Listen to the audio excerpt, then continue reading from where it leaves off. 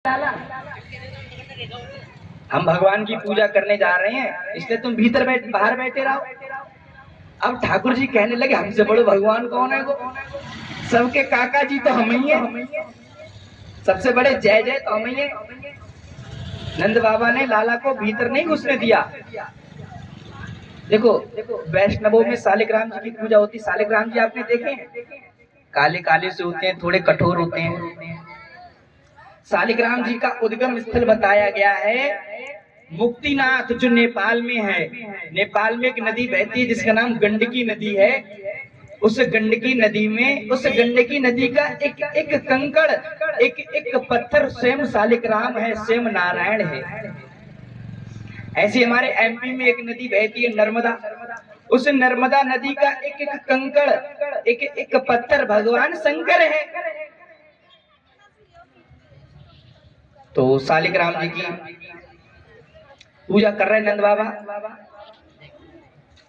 पहले सालिग्राम जी को जल से नहवाओ, फिर दूध से नहवाओ, फिर दही से नहवाओ, फिर शर्करा से नहवाओ, फिर शहद से नहवाओ। पंचामृत होता है ना, 5 चीजों से मिलकर बनता है। उस पंचामृत से स्नान करा रहे हैं। जब शहद से स्नान हो रहा है सालिग्राम जी का, तो कन्हैया बाहर देख रहे हैं सालिग्राम जी को। ओहो, मीठे है रहे मीठे। अब लाला को अंदर आने की अनुमति थी नहीं। बाबा ने सालिग्राम जी को पंचामृत में स्नान कराने के पश्चात चंदन लगाया, सिंहासन पे बैठाया, तुलसी की माला रख दी, तुलसी का पत्र रख दिया और अपना हाथ झोली माला में डालकर भगवान का नाम जप करने लगे। कुछ लोग क्या करते हैं, जब भगवान का नाम जप करते हैं ना, तो अपने नेत्रों को भी बंद कर लेते हैं। और कुछ भक्त ऐसे होते हैं, वो अपने मुख पर कपड़ा भी रख लेते हैं। क्यों? ताकि उनके जो श्वास का जो पानी है, कहीं वो भगवान के ऊपर ना गिर जाए, ठाकुर जी थोड़े से अपवित्र ना हो जाए, इसलिए मुख पर कपड़ा रख लेते हैं मास्क की तरह, ताकि भगवान पर भाप ना जाए। तो बाबा ने क्या किया, झोली माला में हाथ डाला और अपने मुख पर कपड़ा रख लिया और सीताराम सीताराम सीताराम, श्रीमन नारायण श्रीमन नारायण जपने लगे। अब ठाकुर जी ने, भगवान कृष्ण ने देखा बाबा तो समाधि में गए, 15-20 मिनट से पहले उठने वाले नहीं है।